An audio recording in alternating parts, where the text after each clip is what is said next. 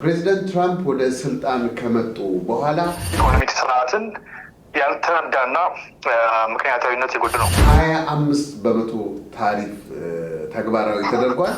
ትንሽ እንደ ፍራቻም ቢጤ ይታይብናል። ከፍተኛ የሆነ ውጥረትን ፈጥሯል። ታሪፍ ስንጭንባቸው እነዚህ የተሰደዱት ቢዝነሶች መመለስ አለባቸው። ካናዳም በምላሹ ታሪፍ ጭናለች። ውሳኔ እንደዚህ አይነት መወሰን የለበትም የሚል ስምነት አለ። አንደኛ ብትሆኑ ለእኛም ስጋት ይቀላል፣ ጥቅም እናገኛለን። እናንተም ታክስ ፍሪ ታገኛላችሁ፣ የአሜሪካን ቪዛ ማልቲ ፓስፖርት ታገኛላችሁ። እኔ በበኩሌ ወደ አሜሪካ መቀላቀል አልፈልግም። ያው ጋር ተስማማለሁ። ከአሜሪካዊ በሆን ለካናዳውያን ምርጫ ጉዳይ አይደለም።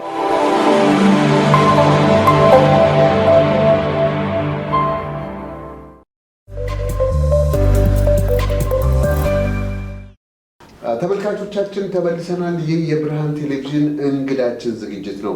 ፕሬዚደንት ትራምፕ ወደ ስልጣን ከመጡ በኋላ በተለያዩ ሀገራት ላይ ከፍተኛ ታሪፎችን እየጣሉ ይገኛሉ። በዚህም መሰረት በካናዳና በሜክሲኮ ላይ እንዲሁም ቻይናን ጨምሮ 25% ታሪፍ ተግባራዊ ተደርጓል። ይህም በሁለቱ ሀገሮች ግንኙነት መሃል ከፍተኛ የሆነ ውጥረትን ፈጥሯል። ካናዳም በምላሹ ታሪፍ ጭናለች። ቻይናም ተመሳሳይ እርምጃ ወስዳለች። ሜክሲኮም ይህንን ለማድረግ በዝግጅት ላይ ናት። ይህ እንግዲህ እንግዳችን ዝግጅት በመሆኑ አቶ ዘሪሁን አዲሱን መስመር ላይ አግኝተናቸዋል። ብሬ ወደ ጥያቄ ማምራት እችላለሁ። ወደ በዚህ ከታሪክ በተያያዘ አመሰግናለሁ። ተመልካቾቻችን እንግዲህ በአሁኑ ሰዓት አቶ ዘሪሁን አዲሱ የዩኒቨርሲቲ ኦፍ ቶሮንቶ የፒኤችዲ ተማሪ ነው። በተለይ በዚህ በሰሞኑ በተደረገው በታሪፍ ጭማሪ ኦልሞስት የታሪፍ ጦርነት ማለት ይቻላል ትራምፕ ብዙ አዳዲስ ነገሮች እያመጡ ነው ያሉት ፕሬዚዳንት ትራምፕ እና በዚህ የተነሳ እስቲ አቶ ዘሪሁን መስመር ላይ ያሉ በቅድሚያ እያመሰገንኩኝ ለጊዜህ ያወጣት ስለሆነ አንተ ነው ብለው ጓደኛችንም ጭምር ስለሆነ አታካብድ ነው መጥለኝ እንደው ዘሪሁን ምን አዲስ ነገር አለ? በጣም ብዙ ማህበረሰብ ኢትዮጵያዊም ሆነ ኬንያዊ እዚህ ነዋሪ ትንሽ እንደ ፍራቻም ቢጤ ይታይብናል። እስቲ ምንድነው እንደው አጠር አድርገህ ለተመልካቾቻችን ንገርልን አንዳንድ ነገር ማስረጃዎች ካለ። ቴንኪው ብርሃን ቴሌቪዥን። እንግዲህ ፕሬዚዳንት ትራምፕ የመጀመሪያ ተርማቸው ላይ ያው የፈረሙት የንግድ ስምምነት አለ ኦልሬዲ ከሜክሲኮን ካናዳንና አሜሪካን ጨምሮ። ከዛ በፊት የናፍታ አግሪመንት ይባል ነበር። አሁን የዚህ የሲዩኤስኤምኤ የሚሉት የካናዳና ዩናይትድ ስቴትስ ሜክሲኮ አግሪመንት አለ እና ራሳቸው የፈረሙትና የወሰኑትን የንግድ ስምምነት እየጣሱ ነው። አንዱ አሁን የመጀመሪያው ችግር እሱ ምንድነው? በእነዚህ በሶስት ሀገራት መካከል የንግድ ትብብር ስምምነቶችን በማድረግ ኢንቨስትመንትን እንዲስፋፋ የሚያደርግ የእቃዎች ዝውውርን የሚያፋጥን ንግድ ስምምነት ነው። እንግዲህ የታሪፍ መጠንም ከገበያ ውጭ በመንግስታት እንደማይጫን እና በግል ብቻ በዩኒላተራሊ ማለት አንደኛው ሀገር ተነስቶ ያለምንም ኢኮኖሚያዊ ጉዳዮች እና ኢኮኖሚያዊ ምክንያቶች ወይም አመክንዮዎች ውሳኔ እንደዚህ አይነት መወሰን የለበትም የሚል ስምምነት አለ። እንግዲህ ፕሬዚዳንቱ ግን ምንድነው ሁለተኛ ተርማቸው ላይ ከመጡ ጀምሮ እንግዲህ ከባለፈው ጃንዋሪ 15 ጀምሮ እየወሰናቸው ያሉት ውሳኔዎች በአጠቃላይ ከአሜሪካ ወዳጆች አጋሮች ከሚባሉት ከኔቶ አባላት ከአውሮፓ አጠቃላይ ሀገራት መንግስታት ከምዕራባውያን ከካናዳ ጋርም በተለይ የአሜሪካ ረጅም ድንበር ተጋሪ የሆነች ጎረቤት ሀገር ብዙ ዋናው ክሎዘስት አላይስ ማለት ጠንካራና ከፍተኛ ረጅም ጊዜ ያስቆጠረ ወዳጅነትና ትብብር የሚያደርግ ህዝቦች ወይም ሀገራት ተደርገው የሚቆጠሩትን እነሱን የሚያስከፋ ውሳኔዎች እየወሰኑ ነው። እንግዲህ አንደኛው ግምት ያው ፕሬዚዳንቱ ተደጋጋሚ የሚያነሱት የንግድ ሚዛን ጉድለት አለ ነው። የትሬድ ዲፊሲት የሚባለው ምንድን ነው? ሁለት ሀገራት ንግድ ሲለዋወጡ የሚሸጡትና የሚነግዱትን ሚዛን በተመለከተ ማለት ነው። ለምሳሌ ካናዳ ወደ አሜሪካ ነዳጅን ጨምሮ የተለያዩ ምርቶች ትልካለች። ከአሜሪካ ደግሞ የተለያዩ ምርቶችን ትቀበላለች፣ ትገዛለች። ስለዚህ አሁን ምንድነው ታሪፍ አንደኛው ምክንያት የጫንኩበት የሚሉት እሳቸው የዚህ 45 ቢሊዮን የንግድ ትርፍ ጉድለት አለ ሚዛን። ምንድነው ያ ማለት በብዛት ምንድነው እኛ እንሸጣለን እነሱ ትንሽ ይገዛሉ ነው። ስለዚህ የንግድ ሚዛን ጉድለት ምን እሳቸው እይታ የካናዳን የአሜሪካን ባሮች ምርቶችን በደንብ እየተገዙ አይደለም፣ ወይም ገበያ አክሰስ እያገኙ አይደለም። ታሪፍ በመጫን እዚህ መጥተው እንዲያመርቱ ማስገደድ አለብን የአሜሪካን ካምፓኒዎቻችን የተለያየ ሀገር ያሉት የሚል ነው። አንዱ ይህን ካየ ነው በንግድ ኢኮኖሚስት ማለት የፖለቲካል ኢኮኖሚ ፖሊሲ ባለሙያ ስለሆንኩኝ ከዛ አንጻር ለማየት ምንድነው አሁን ግሎባል ቫሊዩ ቼን የምንለው ስርዓት አለ። ማለት አንድ ጫማ ለምሳሌ የተለያየ ቦታ የተለያየ ሀገራት የተለያየ ፓርቱ ይመረታል። ለምሳሌ አሁን በፊት አሁን ሳውዝ ኢስት ኤዥያ የምንላቸው በፊት ቻይና ነበረች 90ዎቹ እና 80ዎቹ ቺፕ ሌበር ያለባት በብዛት የቴክስታይል ምርቶች እዛ የተለያዩ ፕሮዳክቶች፣ አልባሳት፣ ቁሳቁሶች፣ ሸቀጦች ተመርተው ወደ አሜሪካ ወደ አውሮፓ ወደዚህ ገበያ ይመጣሉ። ያ ደግሞ ለምንድን ነው? ዓለም አቀፍ ከግሎባላይዝድ የሆነው የተሳለጠ ኢኮኖሚ አንጻር አነስተኛ የጉልበት ዋጋ ስላለ ቻይና፣ ስለዚህ ምርቶቻቸውን እነዚህ ድርጅቶች ትላልቆቹ የቢዝነስ ኮርፖሬሽኖች ወይም ድርጅቶች በተለያየ አካባቢ ምርቶቹን አከፋፍለው ምርቶቹ ተመርተው የመግዛት ቢዝነስ እንትን ውስጥ ገብተዋል። በአጠቃላይ አሁን የግሎባል ኢኮኖሚ ባህሪ ነው። ግን ያ ማለት ደግሞ ብዙ ስራዎች ተሰደዋል ወደ እስያ፣ አሁን ወደ ሳውዝ ኤዥያ ወደምንለው ወደ ካምቦዲያ፣ ወደ ቪየትናም እነዚህ ቺፕ ሌበር ያለባቸው ጋር በጣም እያደጉ ያሉ ኢኮኖሚዎች። አሁን ትራምፕ ምንድነው ቅሬታው? እነዚህ ስራዎች እዚህ መፍጠር አለብን መምጣት አለባችሁ፣ ታሪፍ ስንጭንባቸው ተመልሰው ወደኛ የሸሹት እና እነዚህ የተሰደዱት ቢዝነሶች መመለስ አለባቸው። አሁን ችግሩ ከኢኮኖሚክስ ማንሳት ይሄ አዋጭ አይደለም።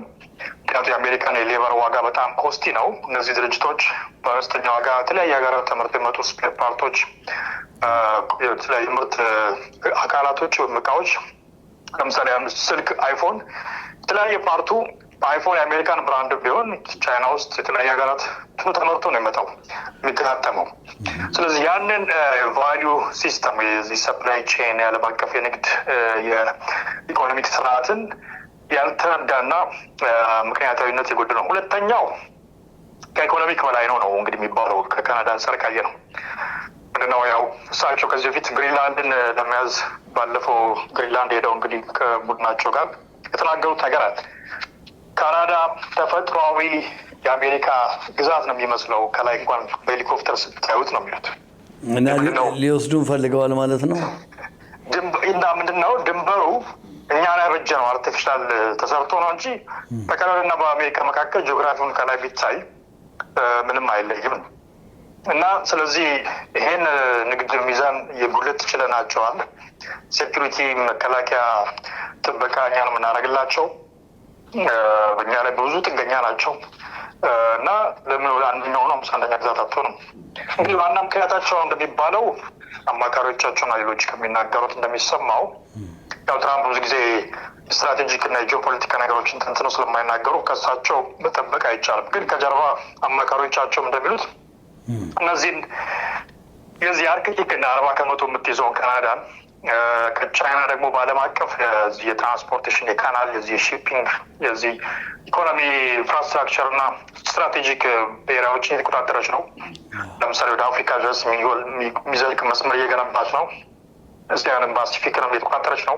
ኢቨን እዚህ ፓናማ ካናል ላይ አሜሪካኖች ቢገነቡትም ከፍተኛ ተጠቃሚዋ ቻይና ነች። ስለዚህ ቻይና ፕሮፐርቲስ እንዳይገባ ባለፈው ሄደው እንደውም ማርኮ ሮቢዮ ውጭ ጉዳይ ሚኒስትሩ ይህንን አረጋግጠው መጥተዋል። ስለዚህ የሚፈሩት ምንድን ነው? ይሄ አርክቲክን ካልተቆጣጠርንና ካናዳ በእኛ ስር ካልገባች ዓለም አቀፍ የጂኦፖለቲካል እና የሴኩሪቲ ስጋት ስላለብን አሜሪካ ለሚያክል ሀያል ሀገር ይህንን ክፍት መተው የለብንም እና መፍትሄ ወሳቸው የሚሉት 51ኛ ብትሆኑ ለእኛም ስጋት ይቀላል፣ ጥቅም እናገኛለን፣ እናንተም ታክስ ፍሪ ታገኛላችሁ፣ የአሜሪካን ቪዛ ማለቴ ፓስፖርት ታገኛላችሁ እና ምንድነው ታሪፍም አይጣልባችሁ ነው። እንግዲህ ብዙ ካናዳውያን አስቆጥቷል። ምክንያቱም ካናዳን የሚያህል ትልቅ ኢኮኖሚ ያው የጂ7 የጂ20 አባል ፕላስ ደግሞ ካናዳ የራሱ ትልቅ ሪሶርስ ያለው ሀገር ነው። ፔትሮሊየም ከዓለም ምናልባት ቶፕ 5 ውስጥ አልበርታን ግዛት ጨምሮ ሳስካቹዋን እና ኒውፋውንድላንድ ሪቸስት ፕሮቪንሶች ናቸው። ስለዚህ ሀገሪቷ በዛ በጣም ሀብታም ነች በሚነራል ሪሶርስ እና በዚህ በፍሬሽ ወተር። እነዚህ ነገሮች ይሰማሉ። ያው እሳቸው ሚነራል እኛ በተለይ ፔትሮሊየም አንደኛ ነን ይላሉ እንጂ ያው ካናዳ ይበልጣል። ያው ስለዚህ ካናዳ ትልቅ ጂኦግራፊ አለው፣ ትልቅ ኢኮኖሚ አለው። ስለዚህ ካናዳንን እንጠቅልል ወይም 51ኛ ሆኑ ማለት ካናዳውያን ይፈቅዳሉ ይካል ለካናዳውያን የሚዋጥና የሚገባ ጥያቄ አይደለም። ግን በሌላ መንገድ ለምሳሌ የጋራ ሴኩሪቲ ትብብሮች ኦፕሬሽን የንግድ ልውውጥ በማድረግ ያንን መዝጋት ይቻላል። ያንን በማድረግ የጋራ ትብብር ቀጣይነት ሲኖረው እነዚህ ሀገራት ወደፊት ለማድረግ ይመቻቸዋል። በሴኩሪቲ ዋስትና አሜሪካም እንድታገኝ ያደርጋል። ይህን ደግሞ ለማድረግ ቀላል ነው። ምክንያቱም አሜሪካ እና አይ ቲንክ ካናዳ በጣም የቆየ ትብብር ያላቸው ሰላማዊና ወዳጅ የሆኑ ህዝቦችና ሀገራት ናቸው እና አይ ቲንክ ትላንት ዶግ ፎርድም የኦንታሪዮ ፕሪሚየር እንዳሉት እያደረጉ ያሉትን ነገር መረዳት አስቸግሮናል ነው። ስለዚህ ለካናዳውያን በጣም እንቆቅልሽ የሆነ ምክንያቱ ግራ እየገባቸው ነው እና በተለይ ካናዳ ላይ ብቻ አይደለም። ኦፍኮርስ ታሪፍ ካናዳ ላይ ቢሆን የሚተጫና ያለው ወዳጆችን የማስከፋቱ እና የመግፋቱ ነገር ያው በአጠቃላይ አውሮፓም ላይ እየተካሄደ ነው። ኔቶ አባላቶችም ላይ እና የአውሮፓ ሀገራትም ላይ እያየነው ያለነው ጉዳይ ነው እና ያው ይህን ይመስላል። አቶ ዘሪሁን እንግዲህ ከሞላ ጎደል ሀሳቡን አጠቃለውታል። በጣም እናመሰግናለን። አቶ ዘሪሁን አዲሱ የፖለቲካል ኢኮኖሚ ምሁር ናቸው በቶሮንቶ ዩኒቨርሲቲ። ስለሰጡን ጥልቅ የሆነና ግሩም የሆነ ትንታኔ እናመሰግናለን። ሌላ ቀን ደግሞ በሌላ ርዕሰ ጉዳይ እንመጣለን። በጣም ነው ማመሰግነው ዘሪሁን። እንግዲህ ያው የካናዳ ጉዳይ ሀገራችን ስለሆነ ሁላችንም ያሳስበናል። እኔ በበኩሌ ወደ አሜሪካ መቀላቀል አልፈልግም።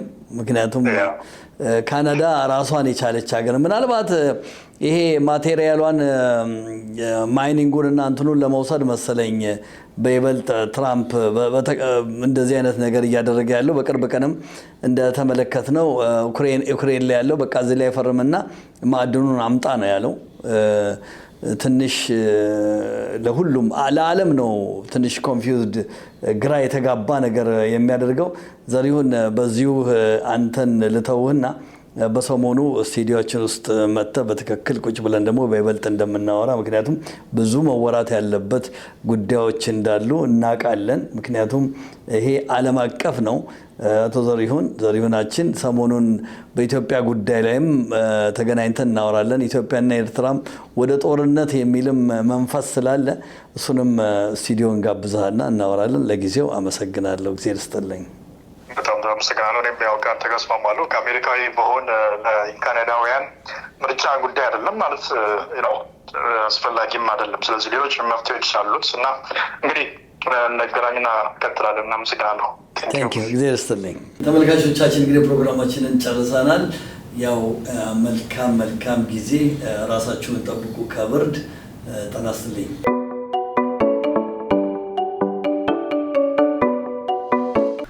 ጤና ይስጥልኝ ተመልካቾቻችን፣ እንደምን ሰንብታችኋል? የብርሃን ቴሌቪዥን እንግዲህ ከ2025 ከጃንዋሪ ጀምሮ የሜምበርሺፕ እየሰበሰብን እንገኛለን። ብዙዎቻችሁ እየተሳተፋችሁ ነው። እንግዲህ እንድትሳተፉ ደጋግሜ ጠይቃለሁ። ብርሃን ቴሌቪዥን ለ14 ዓመት በላይ እናንተን ሲያገለግል ያለ ሚዲያ ነው። እንግዲህ በተለይ በአሁኑ ሰዓት አንዳንድ ሰዎች ትንሽ እንዳትዘነጉ ብዬ ለማስታወስ ያህል ነው እንጂ ብዙዎቻችሁ እየደወላችሁ እየሰጣችሁ ነው።